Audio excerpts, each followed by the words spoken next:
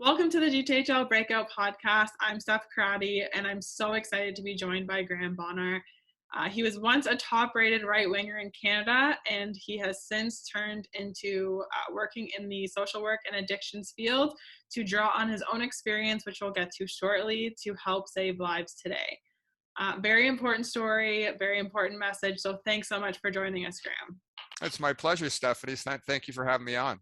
So we're going to just slowly go through your fabulous story here and start in the OHL. So you were drafted to the Windsor Spitfires in 1982. You spent 2 seasons there, and then you're mostly known really well for your career followed in Sault Ste. Marie with the Greyhounds. I mean, you were a natural goal scorer. You led the OHL with 66 goals for the Greyhounds during the 84-85 season. You did spend your last 18 games with the Peter Rowe Pete. So with all of that in a nutshell, what do you remember? What sticks out to you about the OHL time or chapter of your life today? Well, ironically, I was at the OHL final yesterday, so it brought back lots of great memories, and it's Windsor and Hamilton. So I was drafted in the first round, third overall by the Spitfires. So it brought me back to leaving home for the first time as a 16-year-old.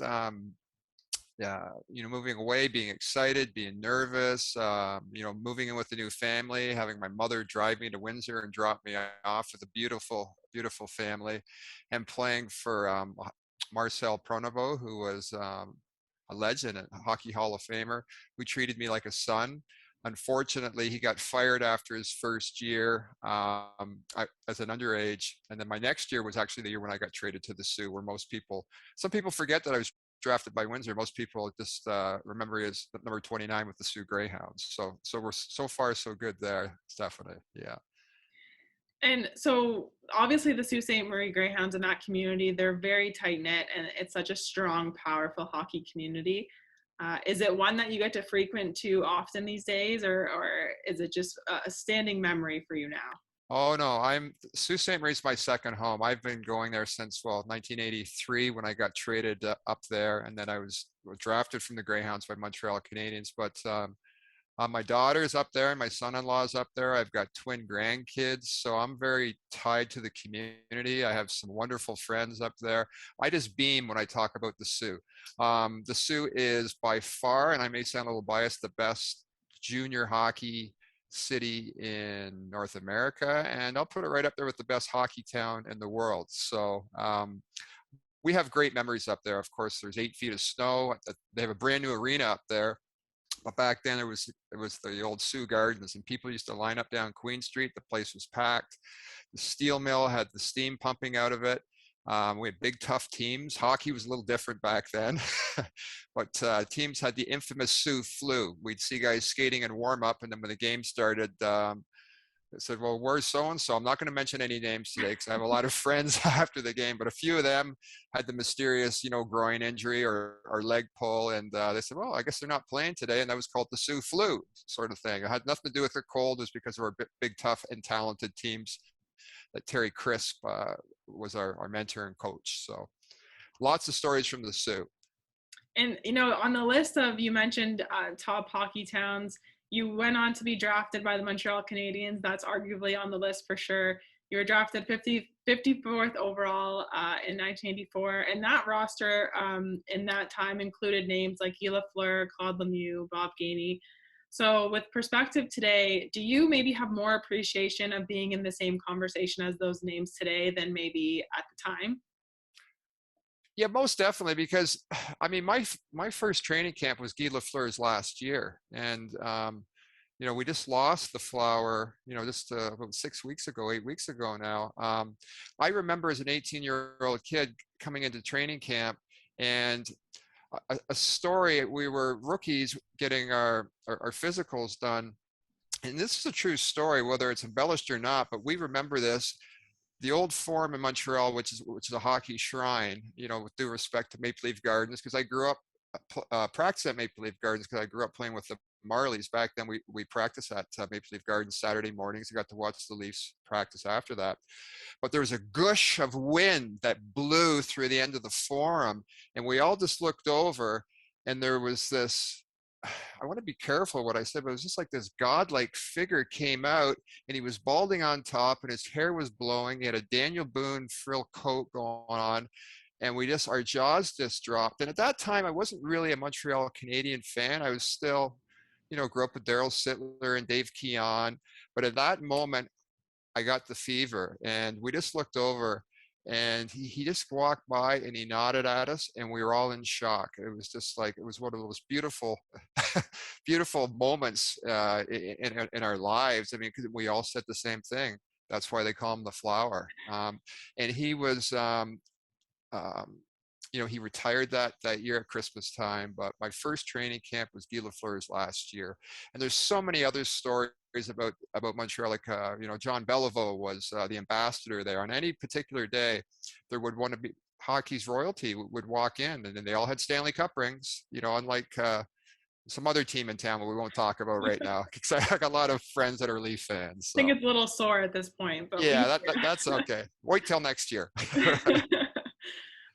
No, but it's certainly things like that it sticks out and you remember, and they're part of hockey history, and that's about as simple as it goes. But your hockey history, we touched on your OHL career, and then you moving on to embark on your pro dreams with the Canadiens. You were a highly touted prospect for Montreal, but you're also known, unfortunately, for an injury. Right. And I believe it was suffered during your rookie season in a game against Halifax. So do you want to walk us through the series of those events and maybe what sparked from there? Yeah, it's I had broken my wrist. There was a series of things that kind of led up to it. So your first year in Montreal, you go to training camp, it's more for the experience because they were still coming off some powerhouse years. Not too many 18 or 19-year-olds made it back then, and to this day as well, unless you're first pick overall. So I'd broken my wrist, and I came back, and we played an exhibition game against the U.S. Olympic team in training camp, and I came across and separated my shoulder. So I made the team that year. I walked in the dressing room that year, and my number was 29. Usually when you go to Montreal, we know the numbers are 50 and up because all the numbers were retired. So I thought, this is the last guy a regular to wear number 29 was a Hall of Famer named Ken Dryden. So I thought, this is pretty cool. I'm a 19, 20-year-old kid. This finished a great OHL career. This is my next step, so to speak.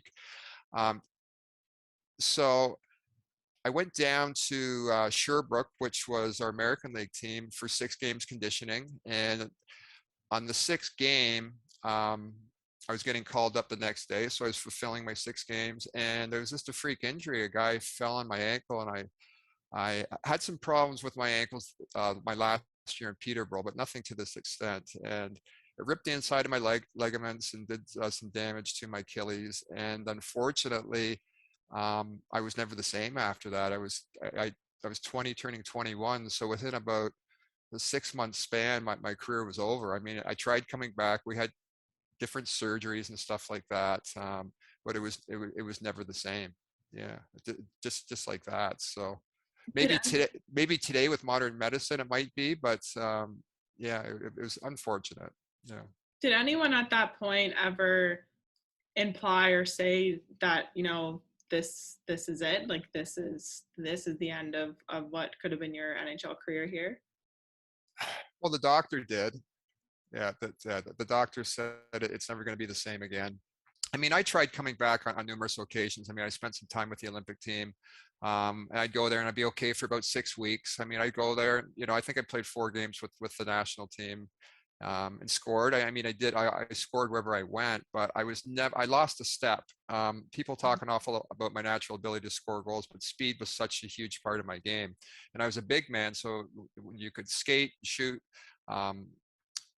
it's another dimension to the game. So I was basically skating on one leg, unfortunately. And I got by on skill a little bit, like I bounced around a little bit, but I was just holding on to something that wasn't there at that particular time. And I was just in extreme pain. I mean, I'd sleep maybe a couple hours a night. My ankle would swell up. But I'm lucky that I really didn't get hurt badly after that, because it's a high impact game, and there's big men skating at high speeds, and I was just very, very lucky. So. And that's a unique perspective, because I am sure at the time, lucky wasn't a feeling that you had. No, and this is reflecting back on it now, Stephanie. Mhm. You know, I mean, at that particular time, I was afraid of what I was going to do next. I was hoping that maybe this is going to happen. I mean, I dreamed of playing in the NHL since I was 3, 4 years old. I mean, playing street hockey, playing on patches of ice, just like every other Canadian kid um, did. But unfortunately, I was done, and I kind of knew deep down inside, but you never want to give up your dreams, right? So looking back on it now, I was very fortunate, but in the moment, it was just something I was clinging on to that wasn't there. Was there anyone outside of the doctor, or even within the team, or friends and family, that encouraged you to maybe look beyond hockey and start transitioning from the game, or it was just something you weren't ready to hear yet? Well, I mean, ironically, it was my mom who was encouraging me to go back to school, because I was always very successful in school and I didn't apply myself. But I had lots of friends that were saying, you know, why don't you, you know, try this or try that. But at that particular time, it kind of broke my spirit. I lost my identity. At that particular time, before I started my journey that we'll probably get into later, I just I thought of myself as Graeme Bonar, the hockey player. I didn't know who I was as a person. Um, so I had help with people around me, but I was physically and spiritually lost. A lot of physical pain, emotional pain, and I was afraid. I was afraid to, you know, what's next for Graeme Bonar. Do you remember the last either practice or last game um, that you had? Yes, most definitely. I went back and played in the Colonial Hockey League in Brantford, and I got by on skill that year. We won the Colonial Cup, so it was kind of like a nice finish to a career.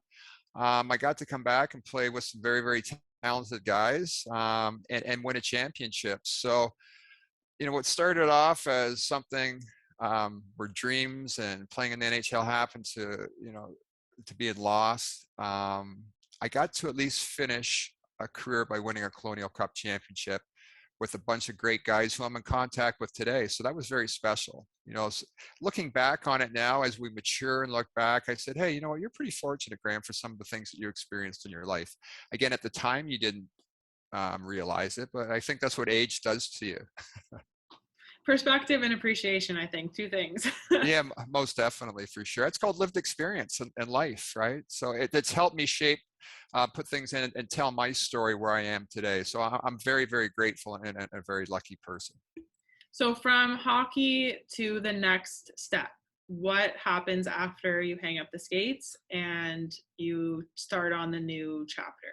Well, my new chapter, like I said, I had a lot of friends that were trying to help me, but I had physical and emotional pain, and I got lost with alcohol and drugs. I mean, I started taking painkillers to alleviate the physical pain that I had, but anyone that knows anything about opiates know that it dulls your senses. It gives you a sense of well-being, and it takes away the emotional pain too.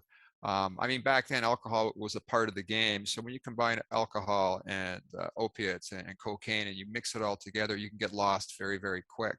And at that particular time, I thought that I'd let down a lot of people in my life. I thought I'd let down my parents, my friends. I mean, grew up in a little area in Mimico, and a lot of guys from Mimico have gone on and been very successful. But at that particular time, a lot of people looked up to me, and I thought I'd let them down. So I carried around a lot of shame. I wasn't ready for life after hockey. And I just got to the place where I didn't want to live. I didn't want to die. I needed some help.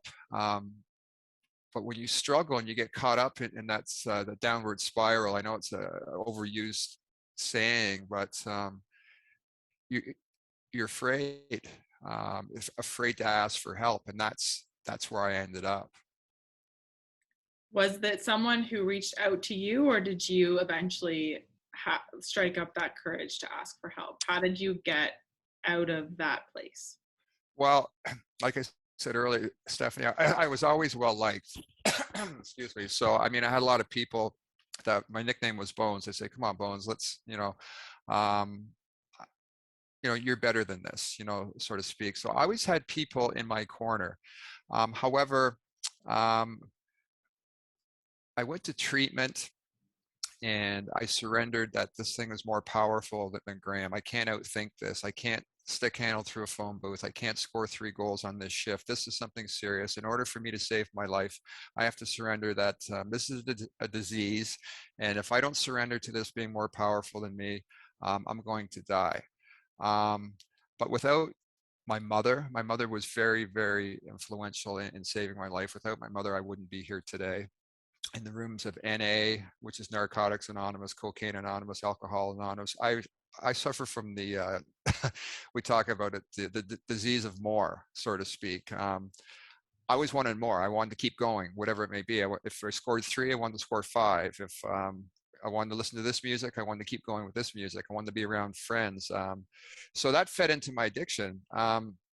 And I went to treatment. I was in treatment 123 days. I mean, I work as an addictions counselor today, and treatment's anywhere between 28 and 40 days. I mean, I was just settling at that particular time. And for the first time in a long, long time, when I got to treatment, I felt that I was at a place where I belonged. The shame was removed. We heard each other's stories. We came together, and that began my journey to where I am today. So I'm very, very, very grateful and very, very lucky. Was there a specific moment or like a light switch moment that, for lack of better saying, that you sat there and said, I need to get professional help? For some people, there was a moment, divine intervention or whatever it was. I knew for a couple of years, for years, that I needed help, but there wasn't a particular moment. I know that I distanced myself from my daughter. I distanced myself from anybody who had love for me. So there was a series of events, but it wasn't one particular event, Stephanie, because it's a common question. And I know for a lot of people, there's a lightning bolt that went across the sky, and that's great. I'm happy for you. But for me, there was a series of things that was just like, no, it took a while for me to get it. But once I got it, I said, this is something that I want. So after the program, you've tackled a demon, so to speak. What happens after you come out of treatment? Well, you get fearful again, but it's a healthy fear. I mean, you have to live a life. Now you're trying to figure out who you are, because and now this is where the real work happens. I mean, you have to go outside and start a new career. And at that particular time, I didn't know what I wanted to do. I mean, you think about it. I mean, I get to work with addicts and alcoholics today, and I say, this is beautiful. You're 23 years old, you're 50 years old. Now you get to find out who you truly are. It's not just Graeme Bonar, the hockey player. This is Graeme Bonar, the grandfather today, Graeme Bonar, the case manager, Graeme Bonar, who's kind and gentle and trying to be the best person that he can be. So all these new things were coming into my life. Like, I worked as a CYW, a child youth worker, and I was always good with kids. And I just started volunteering at treatment centers, and it just seemed to be the next step. I mean, people trusted me. When you live a life in addiction and you get clean or alcoholism, people will trust you a little more sometimes. I mean, there's great people that work in the field, but they can relate to you on different levels. Like, there's certain things that I lived through where there was withdrawal pain, that when someone shares something that says, yeah, I can identify with that, or I can relate to that. Your stories may be different than mine, but there's a connection and there's trust, because trust is so important when you do psychotherapy or you do addictions counseling. And it just seemed just a natural next step for me. I mean, I was very fortunate. People trust me. When most of my clients, some know hockey, some don't. I mean, eventually they Google you, because, that's just the way it is now. But when you get people that come up to you and say kind things, like, I don't know anything about hockey, or I don't know what type of hockey player you are, but there's no way you could be the hockey player that you are as a beautiful person today. I mean, that's stuff that means, it's stock to me today. I mean, that's the stuff that moves me. And there's so many beautiful stories like that. So to answer your question, to turn a short story long, Stephanie, yeah, it just seemed like the natural next step. It was like going from Bantam hockey to junior B hockey to the OHL to the NHL, the American League. It just seemed okay. There's treatment, there's recovery, there's volunteering, giving back, and I've been doing this for a long time now. So, like I said, I'm very grateful. I'm a lucky guy. Well, and it definitely gave you a new sense of purpose outside of the game. Most definitely. And then we talked about that at the beginning. I mean, I was trying to figure out who I was. And I mean, when I get up, I'm very regimented today. I mean, I get up at 4:00 in the morning. I meditate, I do what I have to do, walk the dogs, and I'm on the treadmill at 4:30. And then I get up and go to work, and I hit the gym, and I get to work with people trying to save their lives. But yeah, I know who Graeme Bonar is today. I mean, I didn't know who I was. I mean, my goal every day is to get up and be kind and gentle and be the best person that I can be. I get on social media and try to post something positive, even if I'm having a rough day. I try to put something positive into the universe, because I truly believe if I put something positive out there, I'm going to get something back. And that's what's, I don't want to talk about COVID too much, but I mean, that's one of the most positive things that's been important for me, is reaching out to people during the last 2.5 years. But it's helped keep me healthy too. Right. Well, and there's a couple of key points there in that you mentioned COVID, you mentioned purpose, and obviously we talk about hockey a lot. But how important for players today, no matter the age, do you think it is for them to have a sense of purpose or a belonging outside of the game? I think it's very, very important. I mean, when I went to the Soo, Terry Chris said, and guys that played with the Greyhounds will remember this speech, says, remember these days, these will be the best years of your life. And you've got guys that, had a cup of coffee in the NHL like myself, or guys that had, 15-year careers, 3-year careers, and they'll always remember junior hockey. And he would say that we're not just developing hockey players, we're developing fine young men. And we wore suits. When we went to restaurants, we said please, we said thank you. We were representing the Soo Greyhounds. In Windsor, I mean, it was the same thing. In Montreal, I mean, we did a lot of work with charities and hospitals. So all that stuff that I was doing, I mean, I was familiar with, because I do a lot of volunteering now too, and some speaking. So when I do speak with people, I said, hey, what's your aspirations? What's your dreams? I want to hear that. I mean, when you make a connection with somebody, not everyone's going to play in the NHL. And if you don't, that shouldn't be a letdown. This is an experience that you're going to hold on to for the rest of your life, whether it's making a connection with a friend, with a coach, whatever it may be. Remember these years. These are going to be the best years of your life, whether you're playing Atom, minor Pee-wee, Bantam, your tournaments, your camaraderie with your friends, and go out and have fun. You know what I mean? I know how competitive hockey is. Like, I get it. I was just at the OHL showcase. I talked to Scott Oakman. I said, he didn't let me know about it, so he apologized about it. But that's my favorite hockey, is to go out and watch the kids in the OHL. I watch a little bit of the NHL now, but have fun. And I know it sounds corny. People are going to say, oh, who's this old guy telling us to have fun? You have to do this and do that. And maybe I've turned into that old guy that said it, but there isn't an area in my life, whether it was that I experienced from hockey or camaraderie and friendship, or the darkest places that I went to, that I look back now and said that, practicing at Maple Leaf Gardens when I was, 12 years old with the Marlies was fantastic. Getting caught in a snowstorm in Sault Ste. Marie. What was the best part? Was riding the buses with our friends, because anyone knows anything about the Soo, back then our closest trip was 4 hours. And everything else was 8 hours plus. But the camaraderie, I can still remember the laughs, the tears, the hugs from friendships, from back then. So, yeah. And all great advice. And we're just going to take that one step further, and maybe a message for parents. Is there something that you wish parents focused on or honed in on a little bit more nowadays?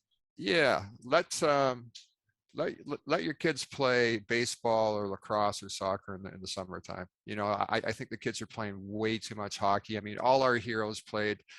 I'm a lacrosse guy, so I'll be a little bit biased, but all my heroes played lacrosse in the summertime. Um, I know that you think you're going to lose your edge if you don't skate all the time or don't do this. You need time away from the rink to refuel, to rejuvenate yourselves. It's not just about getting better with your skills. It's psyche. It's about taking time away, because when you come back, you're going to take off.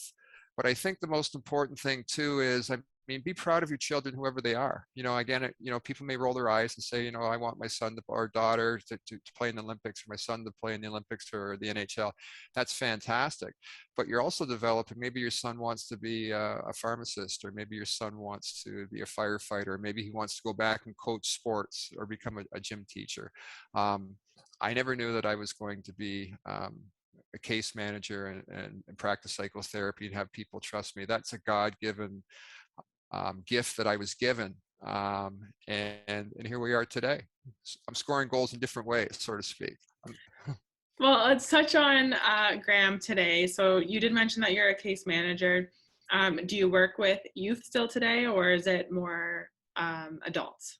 I work with adults now. I do a little bit of speaking with sports teams. I used to do a lot more years ago. I might start getting back into it, giving back. But no, I work with adults between 18 and up, because addiction isn't prejudice. It doesn't matter, how old you are. I mean, we have kids coming in that, I say kids that are 18, 17, 18, and we have people that are struggling in their 70s. It's tough times, and a lot of people that don't work out their traumas.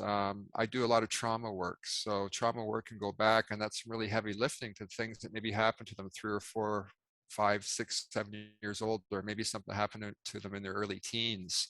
I'm very blessed that way. But it wasn't something that I said, hey, when I was 18, I wanted to work with addicts and alcoholics. I didn't know that this is what my calling was going to be. This was the gift that I was going to land. So I'm very, very fortunate, and I hold that very dearly to my heart, that people trust me, because there was a time when I didn't, I don't want to be hard to myself, but I couldn't trust myself, so why would anyone else trust me, right? So, but that's a long time ago. I'm good with that, right? Well, growth and development for sure. Mm-hmm. And on the sense of struggling for kids nowadays, and we'll even go wide, broaden that up wider to the athlete. Kids and athletes now are under so much pressure. We've mentioned COVID certainly added new layers for our youth, especially in sports, having their outlet, so to speak, taken from them. Is there any messages or advice that you would give to maybe a young athlete that might be struggling to maybe take the next steps that they might not know they need yet? Yeah, it's pick up the phone. There's no shame in asking for help. I know how I felt and how hard it was for me to ask for help. I know that there's somebody out there who wants to help you. There's nothing to be shameful about. Hockey's a beautiful sport. It's a beautiful game. But nothing is worse or worth suffering on your own. There's always somebody there that's going to help you. There's helplines. There's so many different organizations out there. Just reach out. There's lots of people that want to help you. You don't have to go to the places that I went to. I'm a very, very lucky guy to be here today, but I know how tough it was for me to ask for help. There's lots of resources out there. You are worth it. Ask for help. There's lots of love out there. There's no shame in it.